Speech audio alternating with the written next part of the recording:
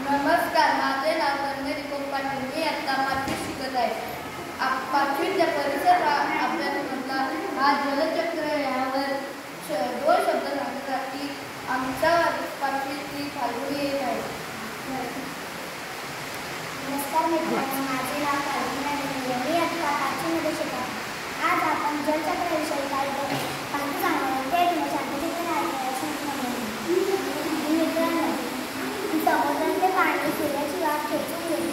सूर्याची वाफ खेचल्यामुळे ती वाफ उंच उंच ढगांमध्ये जाऊन थंड होते आणि ढगांमध्ये जाऊन ते ढग जड होते.